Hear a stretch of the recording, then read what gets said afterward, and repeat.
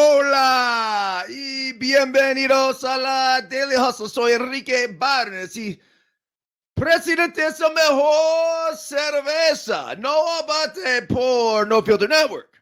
Will the Thrill Clark not with us this morning, but he was with us last night. Miguelito San Dieguito. I don't know where the fuck he is. Regardless, though, we come on here each and every single morning with our 100 pence fingers. And we not only salute our boys, but we salute each and every one of you. Yes, yes, yes, yes, yes, yes, yes. Woo! Remember this, folks, when we are juiceful, we are useful. And when we are juiceless, we are fucking useless. It is as simple as that. A very pleasant good morning to you on this, the 17th day of January 2024. And let's not forget our title sponsor. Like I did last night, Bet Online, the number one online gambling destination. You can get all the latest odds, scores, news, and predictions at Bet Online. And don't forget to sign up. And when you do, type in the promo code BLEAV, capital BLEAV, to get 50% off your first deposit. Bet Online, the home of degenerates everywhere. And KT Tape, yup, you see the QR code in the upper right-hand corner, my left-hand corner. Hit the QR code, get yourself some tape. Basically how it works, you put the tape on, it lifts up the skin, promotes blood flow to the area, decreases inflammation, and alleviates pain. KT Tape, deflaming muscles since its creation. I actually kind of made up that tagline. Lastly here, let's not forget about our guy Jory over at Verge. Oh, looking forward to this right now. This is a shot of lemon, ginger, and cannabis. This is a sustained high that we're looking for, not this quick shot of energy that all of a sudden goes away. This isn't 5-hour energy. This is Verge. So, cheers. Always soothing on the throat. Okay, send a Daily Hustle email out this morning. I want to see if it came because I scheduled it last night. Sometimes you, sometimes me is the title of this one. Buenos dias. Today is Wooden Wednesday, January 17, 2024. Daily Hustle quote of the day. Sometimes you, sometimes me, always us. UCLA women's basketball mantra as described by head coach Corey Close. Daily Hustle translation. UCLA women's hoops team is off to a 14-1 start. And by the way, they were 14-0. They lost to USC the other night. And some would argue that the philosophy behind their game is a big reason why. On the greatest teams that I have ever been a part of, it's never one individual who carries the weight of the entire team, but rather it is the strength and capabilities of the depth of their roster that ultimately determines the team's success. When we have a squad full of different players where anybody is capable of stepping up at any time, it alleviates the pressure from any one individual and allows the entire team to play free and fearless, knowing that if for whatever reason they fail to get the job done, the next person will. Of all the John Wooden golden nuggets of wisdom he left us, this one certainly would fit right in. That said, I'm pretty sure Coach Wooden is looking down upon Coach Corey Close and the Westwood women hoopsters, incredibly proud of their play on the hardwood.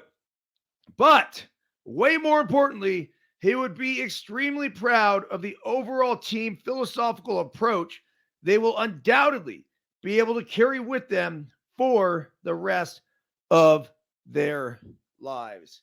EBPS to pick up a limited edition copy of the brand new Let Them Play book, click the pick below.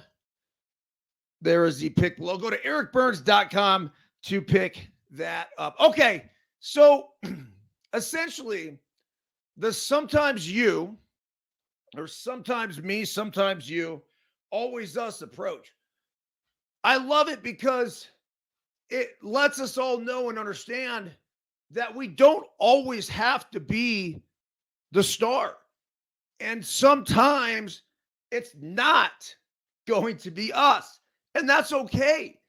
The question becomes, what are we going to do in our support role? So, I look back and I think about the Moneyball team, by the way, and I met Robert Nympho the other day.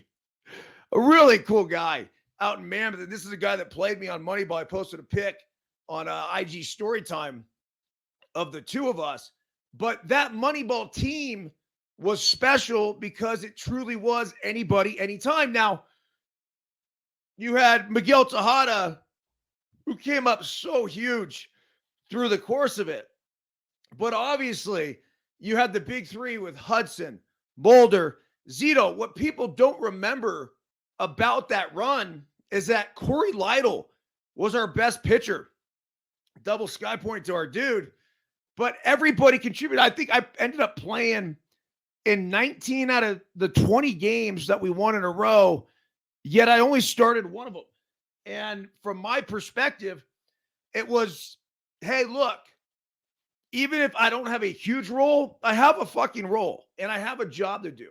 So to come in late in the games and play defense for David Justice, or to get a pinch hit against a left-hander in that situation, or get a spot start here or there, I had to be ready for that role. And I could tell you from coaching the Let Them Play organization, you're only as good as the depth of your roster. So it's the same reason why the Angels haven't won. They've had the two best players in baseball over the course of the past, 6 years? Yet still, even with the two best players in baseball, they haven't done shit. Well, you're only as good as your weakest link. And if you happen to be the weakest link on a great team, understand there are no weak links. It's just not how it is. It's not how these great teams are constructed. Okay, the life optimization article of today. This is a good one. How to get the most out of your anger. That's right. How to get the absolute most out of your anger. The story is loading right now. And now it says it's unavailable. I don't even believe it. Let's try it from the phone.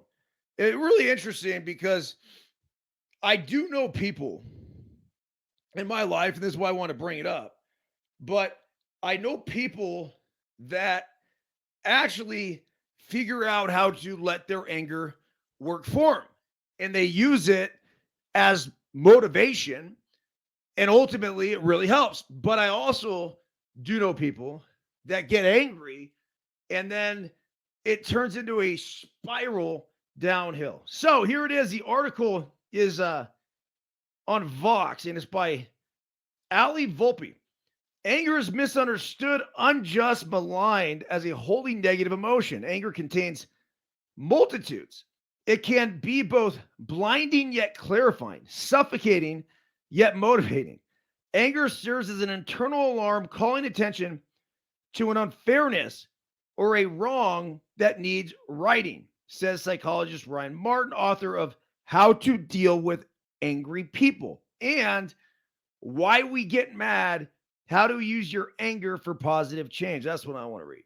We experience anger both the moment an offense occurs and in every instance we recall the event thereafter. People are the root cause of anger. Everyone from romantic partners to leaders and foreign governments and even ourselves can make our blood boil. The way anger manifests varies too. Anger is a punch, a scream, a red face, a silent broad, a river of tears. Anger is selfish, road rage, and selfless, protesting a war halfway around the world. This prickling, burning emotion, which can range from moderate irritation to complete rage, energizes us to come face to face with the wrongdoers, Martin says. When we're angry, our sympathetic nervous system activates our fight or flight response.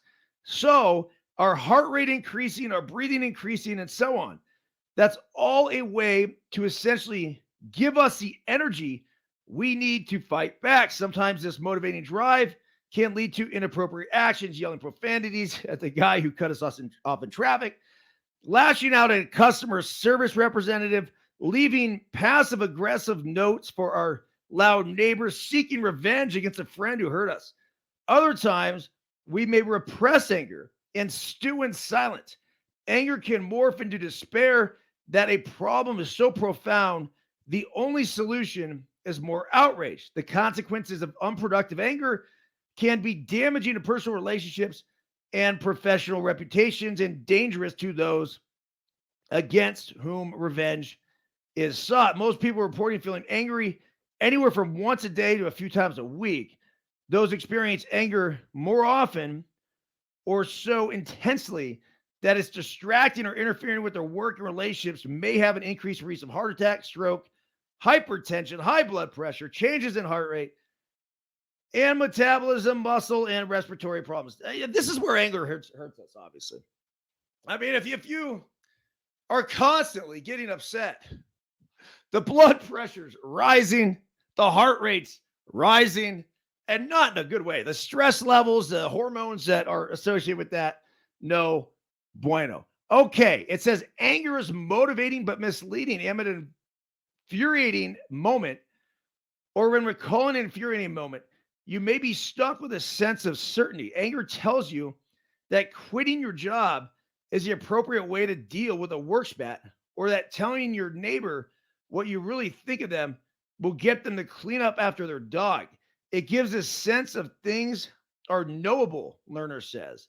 The problem is that a false sense of certainty and clarity, the unfounded confidence, can lead to hasty, risky decisions and potentially mistakes when in reality, you haven't considered the alternatives. It says use anger for problem solving. When you have an accurate assessment of why you're angry, you can plan to ensure the injustice is rectified. It is often really important not to ignore the anger, Lerner says, but to name it and claim it in some way. Instead of making a rash decision or stuffing down the irritation in the heat of the moment, write down all the reasons you're mad and what you'd like to do in response. In one column, list the ways anger can help you. And in another, describe how some of these reactions could be counterproductive.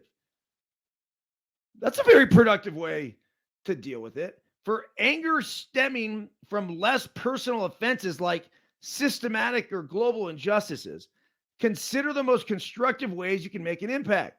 Even the most existential and faraway anger-inducing events can inspire local reactions, like reaching out to an elected official, attending a protest, or donating to a charitable organization. Parrott says, in the case of climate change, for example, how can your skills and passions be best put to use in your community? The healthy response is to figure out what are the little things I control here, even if they're small, and then take action. All right, it says take time to cool off before acting. Don't act on this anger action list while in the throes of intense emotion. Review your docket of actions a day later to see what issues can be mitigated in a more balanced way. Rope in a natural third party who can point out whether you're justified in your anger in the first place and suggest other appropriate courses of action. All right. So the bottom line is, look, we all get angry. It's a natural reaction, right? What can we do about it? I got upset last night. I did. Like, I don't know if angry is the right word, but I was frustrated. Biscuit and I had the Volaire pickleball paddles out. And we had the pickleball going on the ping pong table. It's actually kind of fun. So it's boom, boom, boom, boom, boom, boom, boom, whatever. Well, we want to get to 100. So one of the problems was that we only had like 10 minutes to do it. And for the first 5 minutes, as we're going back and forth, and we get to like 15, 20, dude was like this, like, as he's hitting his backhander, messing around with the forehands, and I'm hitting him back. And next you know, they're going to the net. And some of them were my fault. So I'm like, look, dude, there's only so much in life that we can control. It really is. Keeping our strokes short, so we could get to 100 before 10 o'clock strikes. And mommy comes out here and it's like, it's over. I need your focus, man.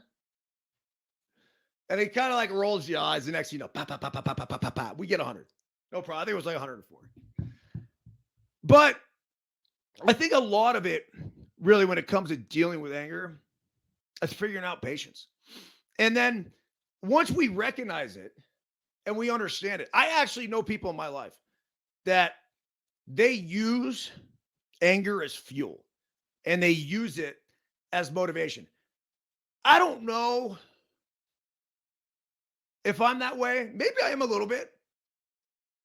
I think it's always good to laugh, smile, joke in the face of adversity and in the face of anger as well. All right, let's hit a couple of these top stories, and I got to roll. Peanut is racing this morning. She's a high school varsity athlete. That's right. Racing over at Alpine Meadows, which I know this sounds really fucked up right here, but if you haven't watched the documentary Buried, oh, geez, man. Holy shit. It is so good. It's on Netflix. If you live in Northern California, it's sort of a must-see. But it's about the 1982 avalanche that happened at Alpine Meadows. And so when I drive in there in about 45 minutes, and you go down that road, that single road in, that single road out, I mean, the avalanche basically came down and wiped out the main lodge. There were 7 people buried under there. And actually, I think there were 8. They lost 7. And one, a woman by the name of Anna, ended up surviving. And this story gets even better because I was playing pickleball in Mammoth this past weekend. And I was talking to one of the guys there. It's like, hey, where you from? I'm, Truckee, this and that. And he goes, hey, he actually brought up the Squaw avalanche. And he's like, hey, I'm sorry to hear that you guys lost one of your community members. I said, yeah, bro, it's just, obviously pretty jacked up. And that's the nature of the beast, living in the mountains, whatever. But he then proceeded to tell me that Anna, who survived under the snow for 5 days, was a resident of Mammoth. And he knew her really well.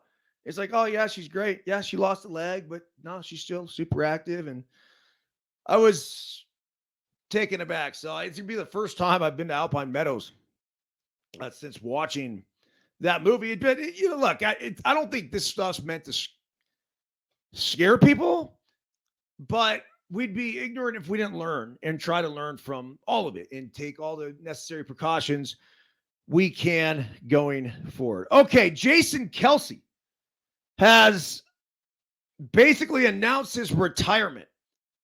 And everybody knows him as all-pro lineman for the Philadelphia Eagles. But in the baseball world, he is widely recognized as the ultimate Phillies hype man. There's an article here that says before Jason KELCE chugged a beer in front of the Fanatic and a sellout crowd during Game 3 of the 2022 NLCS, he shot a hype video in the conference room just behind the Hall of Fame club at Simpsons Park. KELCE, who attended Game 1 of the 2023 NLCS with his brother Travis, hollered, he cursed, and he gesticulated. He nailed it. KELCE's video came to mind this week when the Eagles' season-ending Monday, and KELCE reportedly telling teammates he plans to retire. It came to mind because nothing at the bank gets a reaction from Phillies fans like KELCE appearing on the Fanavision and him telling fans to lose their minds, which they do every time. It is the Phillies' best hype video. It is almost certainly one of the best in all of baseball. He really connects with the city. Phillies video production director Sean Rainey said, it's pretty cool to see how excited the fans get. Before Game 3, the Phillies video production team, including video content manager Mike Lisson and video producer Emily Rutson, brought KELCE into the conference room that sits between the baseball operations and many of the front office's vice presidents. KELCE stood in front of a green screen wearing a red pinstripe Phillies jersey. The crew gave him an idea of what they wanted. He nodded action, and KELCE just took it from there. Quote, if you were standing anywhere nearby, you would have heard him, Rainey said. He was fantastic. We just said, Jason, we want you to pump up the crowd. We asked him if he was comfortable cursing, telling him that we'd bleep it out, and he was more than comfortable. KELCE's video gets a more visceral reaction from fans than others, including the ones that Brian Dawkins, Charles Barkley, Rob McClanahan, and Caitlin Olsen recorded in the past. The folks in this Fanavision booth realized this immediately. They started to save KELCE's video for big moments in big games. Phillies players recognized KELCE's positive influence on fans too. They wondered during a game last season why Fanavision did not play KELCE earlier in what they consider to be the game's most critical moment. In other words, they want the Phillies to deploy KELCE when he needs to be deployed, even if it's the 5th or 6th inning. Don't wait. We love it, Rainey said. It's funny because anytime we're down and you want to get the fans fired up, you always want to go to that, but you know you can't. You've got to save it. I don't know. It's kind of like bringing the closer in, where if you have the most critical moment of the game, we're in the 5th inning, we're down 4 runs, and the bases are juiced, and I need a hype video, I'm going to KELCE, right? That's the time. It's the same sort of thing. If you're in that situation and you can't let those runs score, you're going to your closer in the most high leverage situation. So they now have been busting that out. Congrats to Jason KELCE on a fantastic fucking career. More importantly, congrats to him and his podcast. I mean, jeez. The KELCE brothers continue to absolutely slaughter it. All right. I mentioned this last night. Blake Snell still on the market. And we've been talking about Snell for a while now. I've made a couple videos even about him, saying the San Francisco Giants need to take action and go sign the 2023 Cy Young Award winner. So in the midst of all of this, ironically, I get a message on Instagram yesterday from Blake fucking Snell. Really cool. Now, I'm not going to go into the details of our communication. I don't think it's necessary. But I had very pleasant, cool communication back and forth with Blake. We are going to be following his journey. And I really, really like where he's coming from. I do, just in life. I feel like the guy gets it. And because of that, I'm going to be rooting for him. Now, can I convince him to sign with the Giants or any other team? No. I mean, this guy's going to go where he wants. And I will say that from limited communication going back and forth through an IG messenger, this guy's, I think he'd be happy on the West Coast. I think he'd be happy in New York. I don't think that he's chasing the limelight, though. I think he's going to do what's best for him. And he obviously is a winner. And he's going to want to go somewhere that he feels like is going to give him the best chance to win. So when the Angels keep coming up, and I've heard their name over and over, that question becomes, is that the place to go? Look, with the Astros and the Rangers in the AL West, I don't believe it. So we'll see. I'd love to see the Giants continue to pursue. If they pull that off, I do think that they can compete. I really do. They need a frontline starter, though. They got to have it. You got to have Webb and somebody else. You got Webb and a bunch of fucking question marks. But if you have Webb and Blake Snell and Robbie Ray, wait, hold on a second, right? Now, all of a sudden, you get the flamethrower Jordan Hicks into the mix, and he's throwing the ball well. We're on to something now. But it's going to take them making a big splash. And the longer Snell waits, price is dropping. It just is. But, and look, I'm sure Snell has his number. The teams have their numbers. And they're off. I got to believe he's got to be around Yamamoto. Like, why wouldn't he be? And that might be the frustration, is that he might not be seeing the numbers that Yamamoto got. And if that's the case, I don't blame him for fucking holding out. I'd probably do the same thing too. I'm an established big leaguer, 31 years old.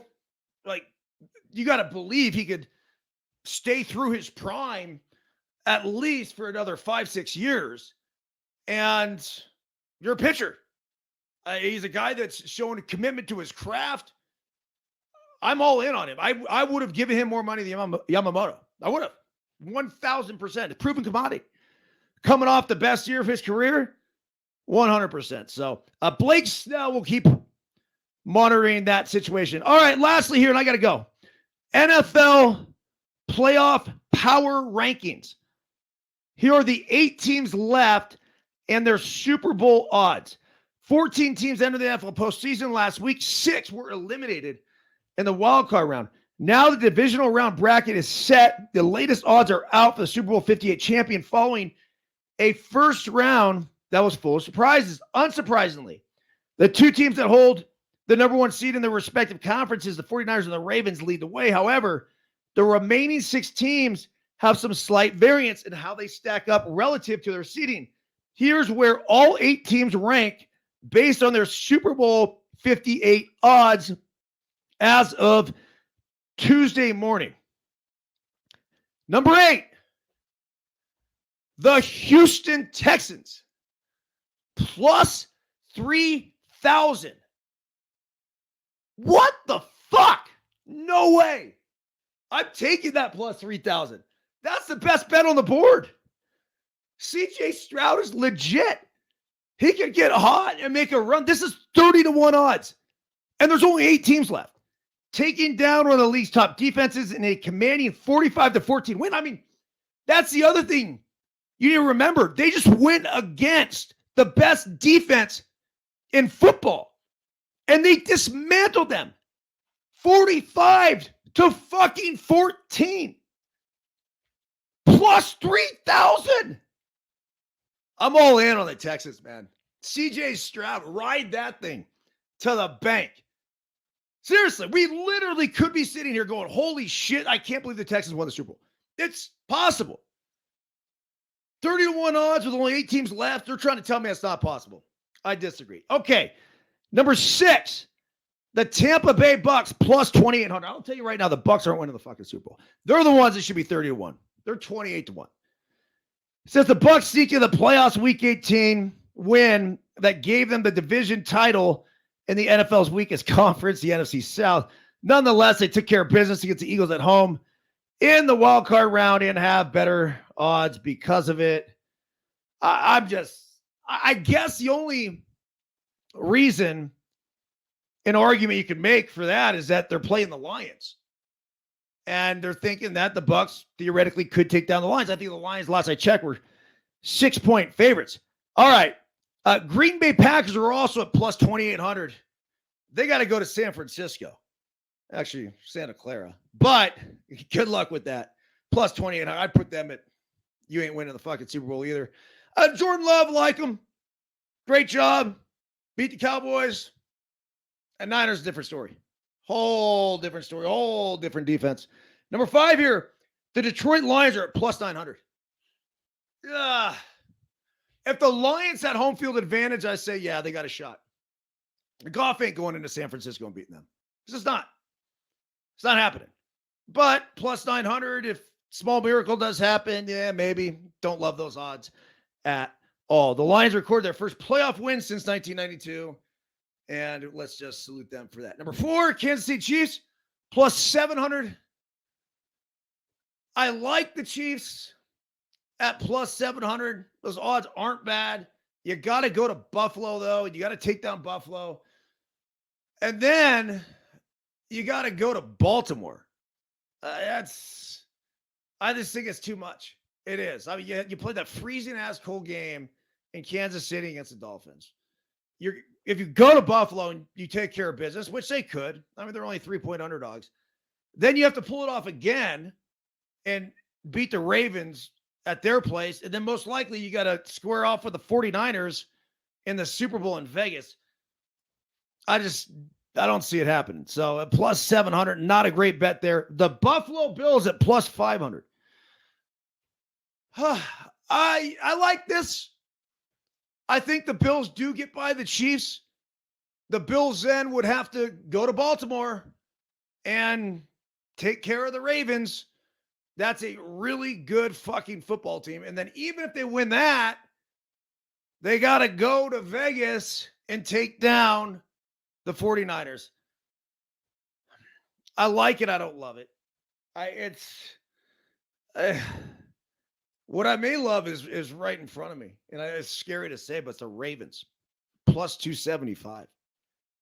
Baltimore clinched the number 1 seed in the AFC, earned a bye with their 13-4 regular season record. They were favorites to win the conference at plus 120. Yeah. I mean, we'll see. We shall see. I mean, the big thing for Houston is I think they could pull off the miracle. The miracle in Baltimore. And then if they do that, it could be the best thing for the Buffalo Bills. Houston goes into Baltimore, takes down the Ravens. Buffalo takes care of business against Kansas City. Now we're talking. Now the Bills are rolling. Now we're talking fucking Super Bowl. And then the number 1 team with the shortest odds to win the Super Bowl, your San Francisco 49ers, plus 175. They have home court advantage all the way throughout. You're talking about taking down a Packers team that they should kick the shit out of. And then most likely they will see Detroit in the, most likely they'll see Detroit in the NFC Championship game. Well, I mean, what are they going to be? 10-point favorites? 8.5 at least? They're 10-point favorites against the Packers. Like, Niners are going to the fucking Super Bowl unless they shit all over themselves. They got to figure out a way to really, really fuck this thing up. But they will be in Vegas if they play to their capabilities. And then when they get there, I don't see any scenario in which they're going to be underdogs. Even if they played the Ravens, I got to believe that game would be a pick 'em. Maybe the Niners minus 1 or 2. If they played the Bills, it'd probably be the Niners like minus 3.5. So that is your favorites to win the Super Bowl. The only question is, look, if the Bills go, I'm going for sure. But if the Niners go, I feel like I got to be there. I mean, and if the Niners and Bills go, I 1,000% will be there. But that will end up being an expensive weekend in Vegas. You know what? Fuck that. I'll make one good run on the craps table, pay for the entire vacay. All right, everyone have a fantastic day. A little James Allen. I'm going to watch Peanut ski race. Let's turn to random page 29 here. It says, nature helps every man to the gratification of the thoughts which he most encourages, and opportunities are presented which will most speedily bring to the surface both the good and evil thoughts. Let a man cease from his sinful thoughts, and all the world will soften toward him and be ready to help him. Let him put away his weakly and sickly thoughts, and lo, opportunities will spring up on every hand to aid his strong resolves. Let him encourage good thoughts, and no hard fate shall bind him down to wretchedness and shame. The world is your kaleidoscope, and the varying combinations of colors which at every succeeding moment it presents to you are the